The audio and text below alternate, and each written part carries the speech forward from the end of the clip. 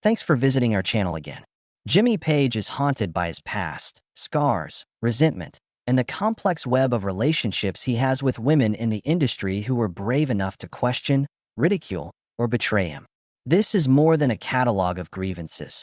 They represent the emotional wounds suffered by the man whose guitar wielded such sway on stage in his heyday. Stevie Nicks tops that list of resentful people. She possessed the charisma, the magnetic pull, and the mysterious roughness in her voice.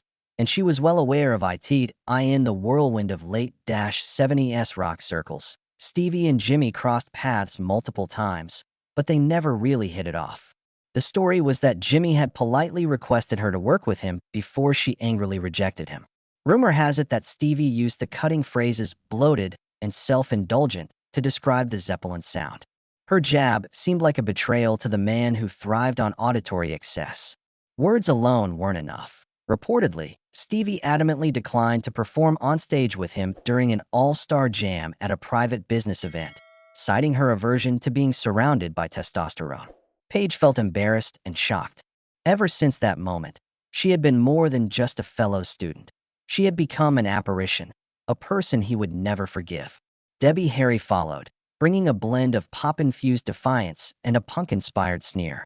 Blondie's meteoric climb had shook up the industry, and Page, with his roots in blues rock, perceived a danger in Blondie's icy demeanor. Debbie used to make fun of Zeppelin, saying that they were like dinosaurs plowing through a dying decade with their solos. Both Page's pride and his ego recoiled in response to those statements. They briefly encountered one another in New York. She grinned and he nodded, but the atmosphere was tense. Jimmy would never forget her ice beauty, her unwavering tongue, or how effortlessly she cast aside the era he created. The contemptuous attitude didn't merely hurt. It solidified into animosity in the midst of that tempest of contempt. Chrissie Hyndig was close behind. Chrissie, as leader of the Pretenders, exemplified unflinching courage. Even when dealing with men like Jimmy Page, she never lowered her guard because she was sharp-tongued, iron-willed, and immune to flattery. She nonchalantly demolished Led Zeppelin's lyrics in one now infamous interview, calling them filthy dreams for stunted guys. Page hoped he misunderstood, but the phrase remained in print, cruel and unyielding. Even after he read it twice that I needed someone with their own distinct vocal character after working with someone as instantly recognizable as Robert. The criticism extended beyond a few lines and encompassed his entire reality. The situation was exacerbated by Chrissie's status inside the rock pantheon. She utilized her position to murder him with the accuracy of a surgeon. She wasn't merely an outsider who threw stones. She was admired. Destruction, not rebellion, was the word. Backstage at a big festival, Jimmy hoped they would be courteous and maybe even make up for it. She disregarded him entirely, walking past without even looking at him or nodding. Everything became solid as ice. The computation was done. On purpose, he wasn't merely disregarded. Deletion was erasing him. It broke his heart to see his entire legacy diminished to mere background noise by someone of her stature. Like feedback from a malfunctioning amplifier, that moment remained in the recesses of his consciousness, unabated, irritating, and impossible to dismiss.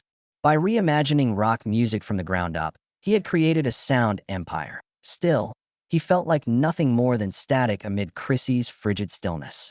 His emotions were more akin to sadness than anger. It hurt like getting the boot from someone whose admiration could have made a difference.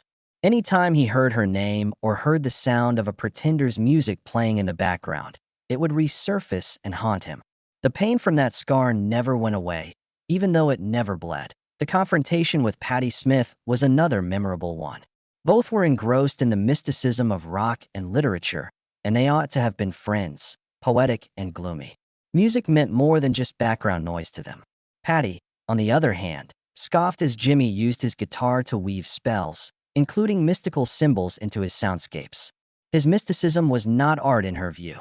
There was acting, dressing up, and pretending. She was known for writing off Zeppelin's mystical tendencies as little more than cheap tricks for the stadium crowd. Her remarks pierced Page like a dagger because he had spent his life researching the obscure spiritual aspects of art, the tarot, and the occult. He didn't put his convictions on display. They were fundamental. She had made fun of his beliefs, the bedrock upon which his musical universe rested, in addition to his stage persona. Their brief, yet memorable track, In Person Clash, was released in 2017. There was a palpable sense of tension, ego, and incense at a London album release party. Maybe he was just curious, or maybe he wanted to call a truce, but Jimmy went up to her nevertheless. She met his gaze, grinned, and said, "Oh, the wizard arrives." There was no response, so she turned and walked away. Everyone went silent. Page froze in place. He refrained from following her not out of pride, but of the kind of pain that goes deep inside. His guarded side. The seeker, the mystic, the lad who, in a fractured world, is still looking for magic, was revealed to her. Further, she had scoffed. She became an obnoxious presence at parties, and he thereafter did his best to stay away from her. He was afraid of her not because of her, but because his wound hadn't fully healed. He had hoped she may be an ally, but in her scorn he discovered the deepest betrayal of his creative spirit. The specter of a disintegrating rock empire was what he was to Patty. For Jimmy, she embodied everyone who had ever thought he was nothing more than a show. Even after the guitars had stopped playing, the voice lingered. Last but not least, Courtney Love caused what was likely the deepest and longest-lasting hurt. She embodied disorder, an explosive mix of ferocity and vulnerability, unfiltered, boisterous, and unrepentant. Jimmy used to look up to her from afar because of her fiery honesty mixed with malice, her raw attraction, and her defiance of convention. All the exciting and perilous things about rock and roll, as well as the things that may ruin it, were brought to his attention by her. His respect for her rapidly dwindled the day she launched one of the most savage public assaults he had ever faced. She scowled as she ripped Led Zeppelin's vinyl albums as the sound of inflated egos masturbating on a chat program. It was more than a phrase, it was explosive. The comment became viral, making its way into headlines and behind the scenes. It was more like a character assassination than criticism. Some part of Page, who seldom reacted to criticism or rumors, began to crumble. This was deeply personal and had nothing to do with differing tastes in music. Crushingly harsh. It went right to the core of his creations and the things he had given up for his art. As far as Courtney was concerned, it was all background noise that it felt like a cosmic betrayal to be so utterly mocked by someone he had once held in high esteem. Within his inner circle, his silence was more telling than any outburst of anger or response to the insult. He noticed a change in his friends. His expression turned gloomy as her name was spoken. The way he ceased praising the past and dwelling on its splendor. Another critic? Courtney wasn't one of them. Courtney Love became an emblem of all that belittled, disregarded, and destroyed what Jimmy Page had devoted his life to building. Jimmy Page, a guy who had conquered drugs, heartache, and the mayhem of celebrity, encountered an enemy he couldn't overcome. It doesn't end in debate when a legend sees his legacy mocked upon. Finally, there is quiet. A myth is born out of resentment that has been buried so deeply in a low-key, simmering anger that stays long after the music stops and the stage lights fade. When Jimmy Page did hate, it was like a slow fire that never went out. He wasn't the type to hate quickly. The pain wasn't from competition so much as from mockery. These ladies didn't merely challenge him. They slashed through his mythos with their cynical comments, heartless rejection, and utter lack of empathy. These disagreements weren't between classmates. They were head-on collisions of emotions, shattering pride and turning adoration into hatred. Unexpected hits hurt the worst for someone who has lived a rock god's life above the fray. Page was not always quick to respond. Let the memories simmer, linger in his mind. What he failed to say vocally, he allowed the stillness to convey. Those experiences left permanent scars that he concealed from the world, but which tormented his every chord. His resentment and animosity do not go away silently, much like his music.